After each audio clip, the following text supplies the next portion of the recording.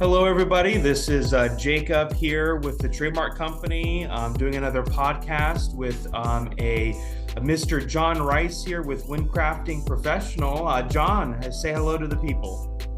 Hello, people, and welcome to Jacob's wonderful process of bringing people forth. Yes, sir. Yes, sir. Mr. John has written the book called WinCrafting Professional and has a lot of great insights. He's been in business for a couple of years now and has been being very successful. As a lot of people that have read his book and has a lot of listeners and readers. So, John, just talk about yourself a little bit. Tell everybody who you are and how you came to create the book WinCrafting Professional, and just tell us more about you. Well, the book is actually titled WinCrafting, and my trademark is WinCrafting Professional. And you mentioned I'd been doing this a couple of years, and it's quite a few decades at this point that I've been doing this. I started to do, there were three of us in the United States that introduced mediation, suggested that was a better thing. We're lawyers, and my wife and I are both lawyers, and we agreed that, it's better than the adversary process. It's bad enough when people get into battles with each other of one sort or another and have arguments, and how you're over 3 years old, it's tough to be in a conflict on a given day.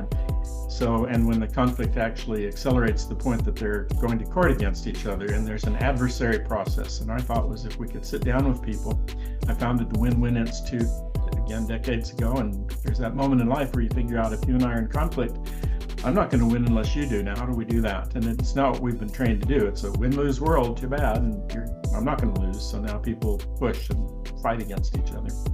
Awesome. And I've done nearly 10,000 quote mediations, which I think is an out-of-date phrase, a very good phrase. People are familiar with it, but now it's become WinCrafting. How do we craft a win for everybody concerned? And that's what I've been preoccupied with. It usually takes me 20, 30 minutes. People sent to me, including by the court, really protracted, very difficult conflicts. And we can call something a conflict or a problem. I could introduce you, Jacob, to somebody and say, he can be kind of a problem. What human can you not say that of?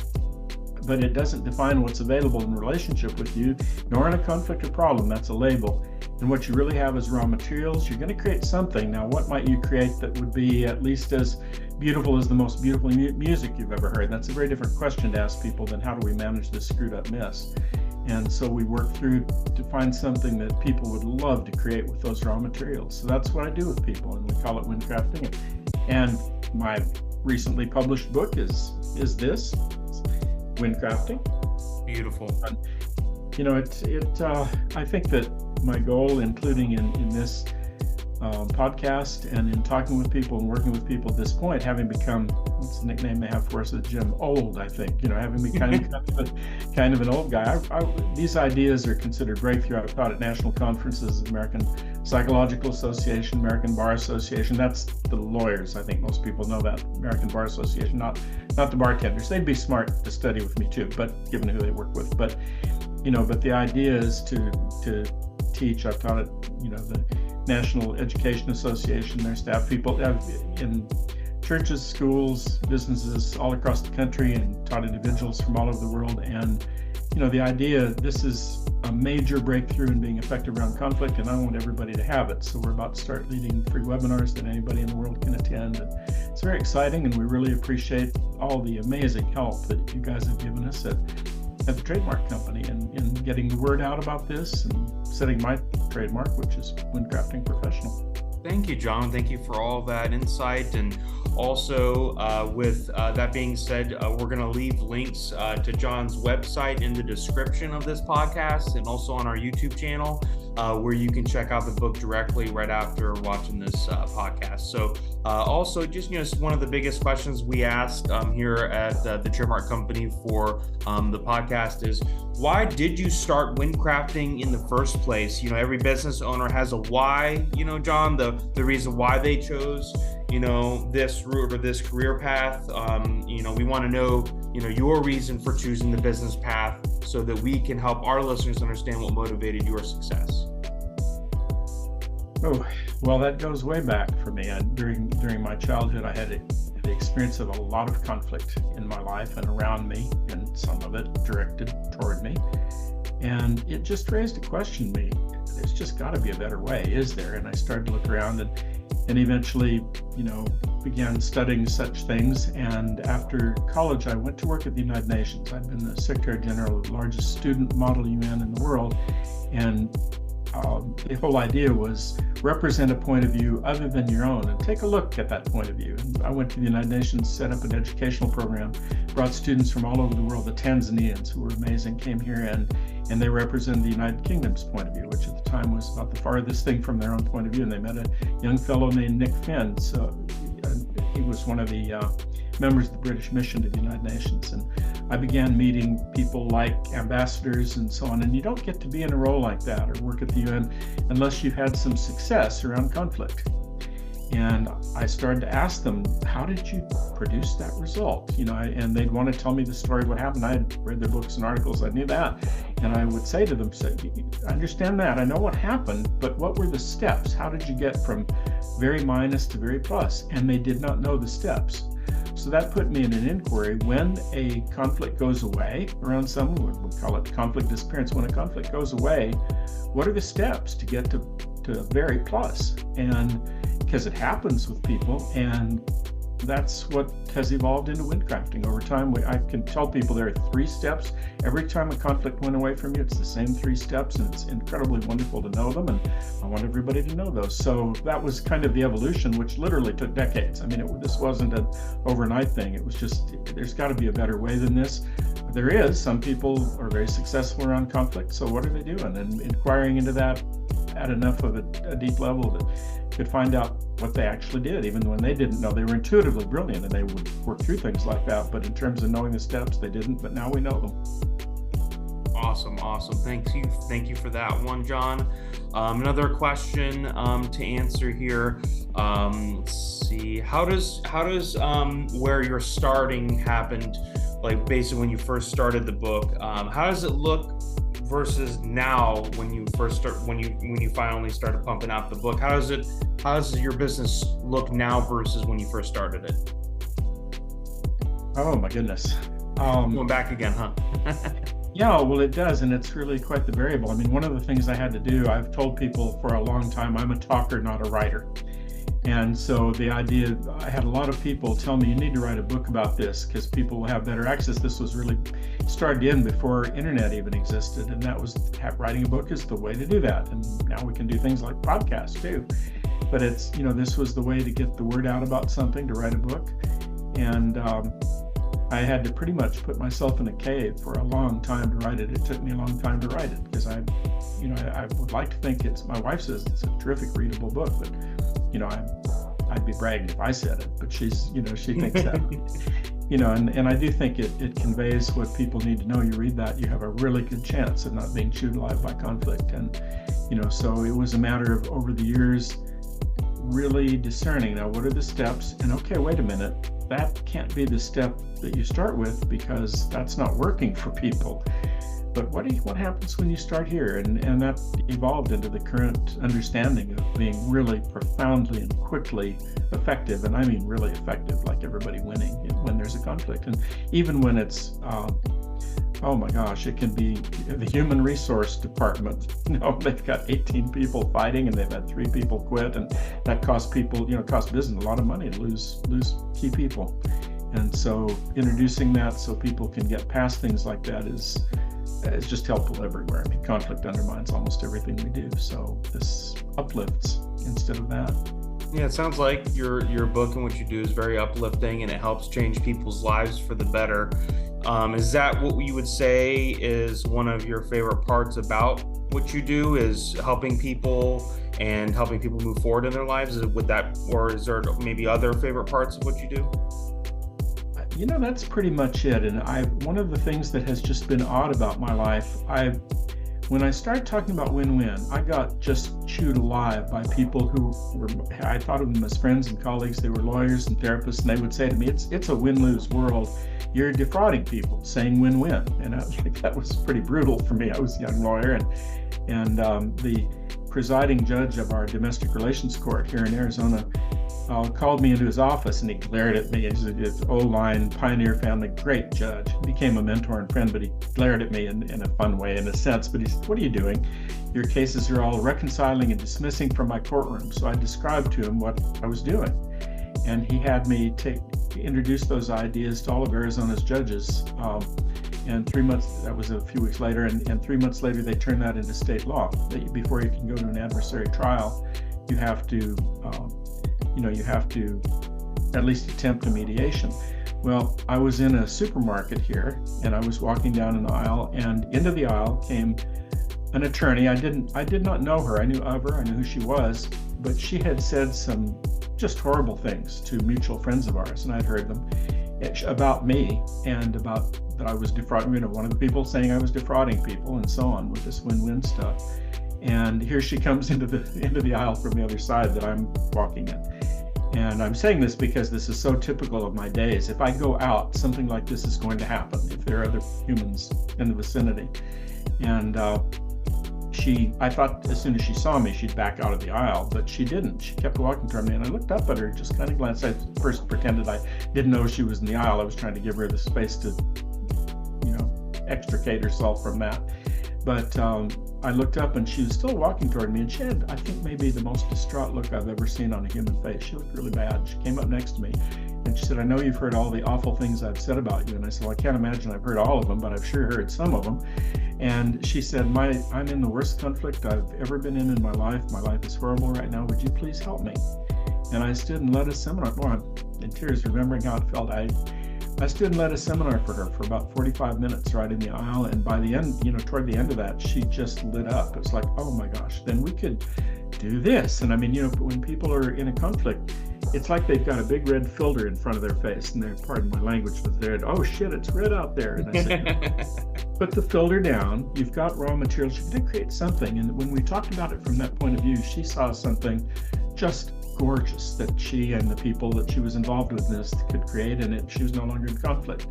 And it usually takes me a few minutes of talking with people, because that is just it's just emanating from people, from their spirit, but it's not what people look for. It's more like, what's the matter, sweetie, or whatever it is. And I can give you another story if you'd like, that would be a similar thing. Go ahead. Example.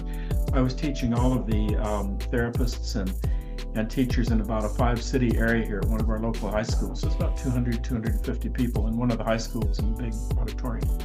And we went to lunch at the school cafeteria we just took a break. And while we were sitting in the cafeteria, this kid walked in. He looked 15 on his face, but he was over 6'8", maybe the most muscular human being I've ever seen. He's just huge, very strong looking. He leaned up against a wall and he's scoping the place out. Kids are making a 20-foot circle around him. They're obviously afraid of him. And he looked kind of mean on his face. I didn't really understand that. And I asked one of the teachers in that school, who am I seeing? This guy's got my attention. She said, this kid has tremendous potential, but he's also a very bad bully. So that got my attention. I got up, I walked over to him. He's tall, I'm short. I looked way up and said, can I ask you a few questions, maybe uncomfortable, kind of personal. I knew it was too tough to say no. And he said, sure. And I said, so if your life works out the way you hope it's going to work out, who do you hope to become? And he straightened up, and with a lot of dignity and pride, he said, I'm going to be a Marine like my father and grandfather. And he meant it. And the look on his face was just amazing. And I said, so second question, and I call that the new Sherlock Holmes game. When you want to find out what's a win for somebody, there's so much just billowing what's a loss that you have to look for hints of what they really want in the situation. So, okay, Marine, he wants people to know he's tough and all of that, but being a bully is a very junior negative symbol of that. So I asked him, second thing, have you ever bullied anyone? The look of guilt was so fast he could not hide it. And I said, third, that squeaky looking little boy sitting over 5 tables away, sitting all by himself over lunch, hunched over, looks very depressed, not eating with friends. Have you ever bullied him? And he said, I've never bullied him, but I've sure seen other people in the school bully him. Okay, I've got him now. So I said to him, let me ask you a question. I worry about a kid like this. He's going to commit suicide. He's so squashed that he's not going to blossom in his life, at least. But what if he breaks through it all and he becomes the pediatrician who saves your child's life? I mean, his grandfather, his father, himself, his child, he had given me that hint that would matter to him on that level. And he took a step back And the look on his face was it still is so moving to me. He had never thought to look at another human being like that. And he just stared at this kid and said, so how would it be? You're too young to be a Marine, but that space, women and children, this is a child you're looking at. How would it be if you become his best friend in this school? You encourage him in his studies, you have lunch with him every day, and you let everyone in this school know he's under your protection. And he'll never bully anybody again, and I don't think he'll ever allow anybody to bully anybody again. And it took 7 minutes, So it's a very thrilling thing to be looking for that when you see it, because everybody looking at him was thinking, bully, what a terrible, et cetera, but it wasn't who he hoped to become, what a senior symbol of that would be for him. So that's the kind of thing WinCrafting is. You're looking for very senior symbols of what somebody wants in this circumstance for everybody concerned, including themselves, and it affects things like people's health. I mean, you're in conflict, it affects your health in a negative way, and people die from that, not to mention the whole suicide rate that happens. So it's very thrilling to, even when we're walking around, and almost my wife and I never go anywhere, it seems like, without bumping into somebody that has an issue and wants to talk, and we're off to the races talking. So now getting to do that in webinars all over the world is very thrilling, and having like in a seminar that I used to lead, there'd be 40, 50 people in a room, and we had limited the number of people in the room. We'll do that with webinars too, so it can be interactive. But to be able to have people interact, and somebody in the room invariably will say, I've got this terrible issue, and you work through it with them, and everybody gets to watch that.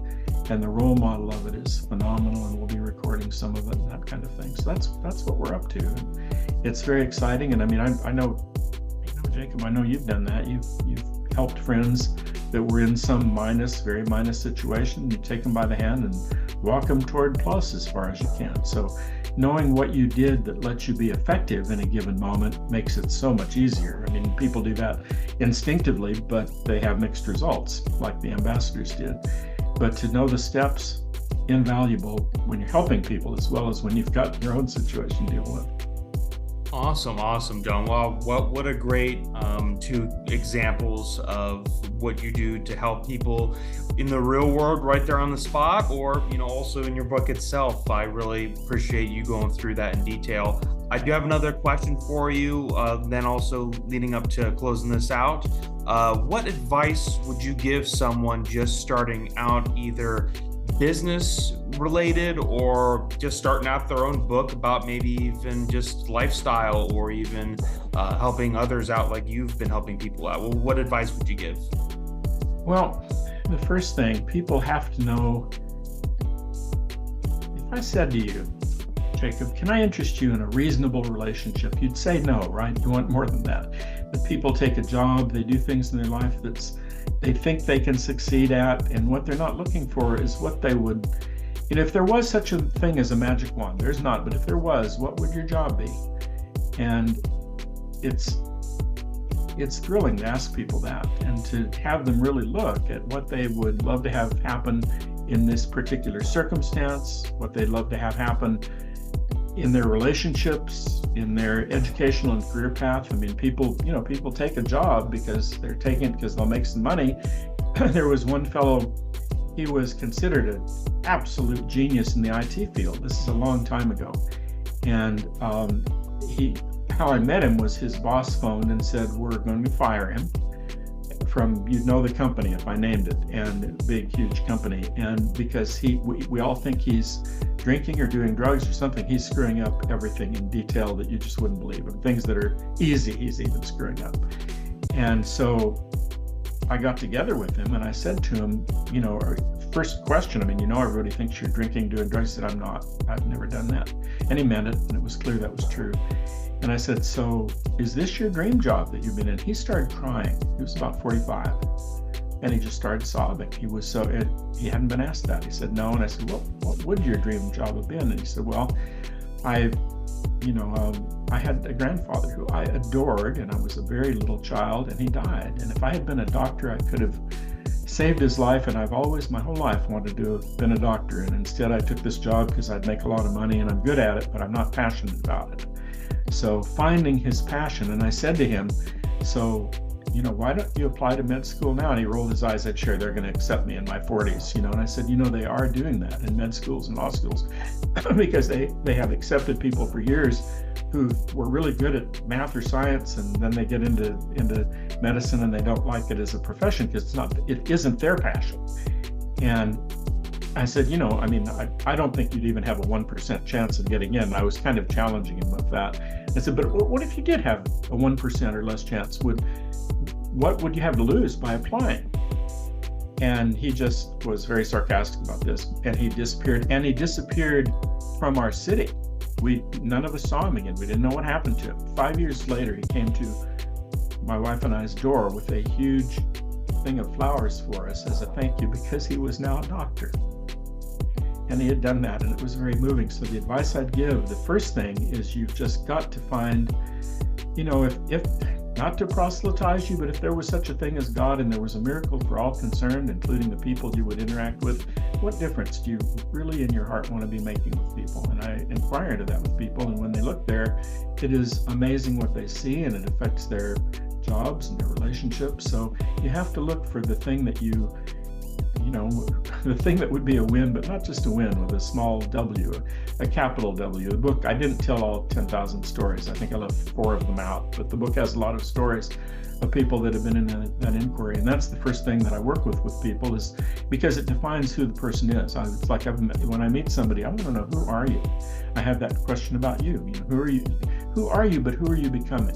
If Exactly. people have the very best access to you, who are you becoming? So that's the first thing that I talk with people about, and it's laid out in the book and examples of it. But for the most part, we've been in a survival-based world. You take a job where you make enough money to survive, but now, especially with lifespan just expanding phenomenally. Before the Civil War, it was about 20 here, and 24, 25 in Europe, and now, people are, what was the word I used earlier, getting old, and they're in good shape and all of that. And so being able to inquire, it used to be a survival-based world, and you're looking at what's the threat and how can I make enough money too. But now we're more interested, a lot of people, I think almost everybody's more interested in thriving. So what would it take to thrive? What would be the ideal job for you? And how do we be in a discussion so you begin walking down that path? Awesome. What you're helping people to do by setting up interviews like this. Awesome. Because somebody else, you'll do an interview with somebody else, and somebody will watch it and think, that's the job I'd love to be doing.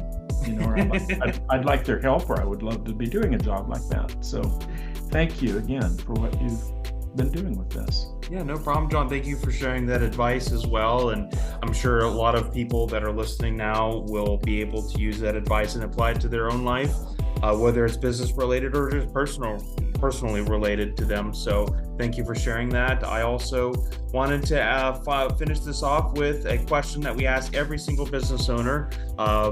What we're going to ask you is, since you're involved with the trademarking process, you trademarked WinCrafting Professional. We know that we helped you along the way. Please tell everyone the importance of starting that immediately so that everyone can get going on that right now, especially if you're a business owner. Well, it's part of what I was just talking about. How do you figure out who you are? If there, it's like the thing you'd love to have your life be about. And if you find that out, what you're going to find is there's got to be a name for that. And there wasn't a thing called WinCrafting Professional. I kind of had to make that up.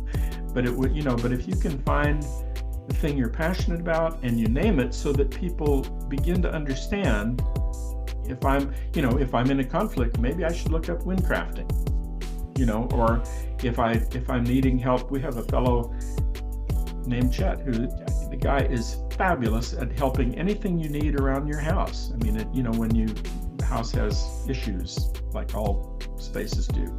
So I don't know if he would find a particular label for what he does, because he isn't just what's the phrase they use for that? He isn't just a handyman. He functions at a different level than that, and it's real specific. So I would urge him, find a name for that and consider trademarking it, so people have it be real clear what it means, even if people have to learn what WinCrafting is or what that phrase you came up with was. But that way, if people come up with something like that and they get your help, because your company is phenomenal with that, really wonderful help with it, in getting people's trademark actually established with U.S. Patent and Trademark Office, all of that. And you could help, it helps other humans be able to reach out to them at something they are really, really good at. And when they, so I wouldn't just trademark something. It's a trademark is I don't know, it's like Mount Everest to me. It tells people, if you're on this mountain, I can help you, Yeah, definitely. The trademarking process is obviously not an easy one. That's why you want to hire professionals to take care of that process. It's especially, if you've ever received an office action before, it's like reading like alien technology language, that letter that they send you. So we here at the Trademark Company do help with weeding through that information to help Jacob, get through that. So yeah, I'd like to make a comment, because I think what you're saying is a 1,000,000% true, but very understated. I wanted to do this, but I have an area where I'm really gifted and I can help people, and setting up a trademark isn't it. So you need to find, that's exactly what I was talking about. So how do you set up a trademark for the trademark company that would distinguish you from other people? I'll give you that little challenge. You'll come up, maybe you spell the word "the" in capital letters, the trademark company, because to me that's what you guys are and do. That's exactly what I meant about Chet. He can really help with a specific thing, and you guys are phenomenal at that. You walked me through that, and we'll see if they approve the trademark, but we've at least put it in position to be approved, and that's something you guys walked us through every step of the way. And this is a very sophisticated company you're part of, and it's people should be working with you when they want to go down that path. Thank you, John. And the great thing about yours is you're literally on the last step of the process, which we already finalized. So literally they just have to review everything that we submitted and you're good to go. So your trademark's registered at this point, which is awesome. So it's exciting, isn't it? Exactly. It's very exciting. It's very much one of the best things a business owner can hear at the end of the day, is that they're accepted, they're official, and now they can just rest at ease knowing that their trademark is protected and their brand is protected. So and it also, and in turn, that people will be able to find them and understand who they are and come to them. It's a way of really, it's neon lights over the thing that you really are passionate about and that people should come to you to do. And exactly, I want everybody to end up with their trademark, whatever that means. Exactly. I guess we could do some partnership on that. I could talk with people and you do that part. Appreciate that. Thank you, John. So just to wrap this up, thank you so much, John, for your time today. We really appreciate your advice and information that you've given our audience today. I hope that we can do another collab here soon. I know we will. Just real quick, just pause the video here for a second. We're gonna share the screen here so that we can take a look at John's website. Right here, we got John's WinCrafting website. I'll again leave a link in the description. Here you can see everything about the book, some information, and you can also purchase the book here, right here, right now as well. So I'll leave the link in the description for anybody that's interested, and order your book now. So just getting back to our video here. And just wrap things up. Yeah, go ahead. Yeah, John, go ahead. I just would like to say that anybody that reads the book or that wants to work on something like this, drop me an email, contact me through the website, whatever you do. I would love to work with you, and I just really invite you to do that. If you happen to be in the Phoenix area, stop by the house. I just moved into a new house, and we've had a few visitors, and we've talked with a few of them about this. We also travel to teach and do what we do, but reach out to us. If we can help, we would love to do that. Awesome. Well, thank you so much again, John, for your time. Just to talk to the listeners, when you have a new product launching or even want to share any of your ideas with us here at the Trademark Company, reach out so we can feature you on our next podcast. We love talking. Sorry about that phone ringing on you there. I didn't. That was going to happen. I didn't mean to interrupt. Go ahead. You're fine. No, we love talking to new or established business owners. so we can help each other achieve success. So if you're a business owner in need of brand protection also, the first thing you want to do is file a trademark to protect what's yours. So head on over to the Trademark Company website now to talk to one of our live agents right this minute and again, protect what's yours. Don't let anyone steal your hard-earned work. We make legal easy here at the Trademark Company. For now, that's all we have. Stay tuned for our next podcast where we have new businesses join every single time and share knowledge to the world. Have a great day, everyone. And John, thank you for your time. Thank you so much. Thank you, John.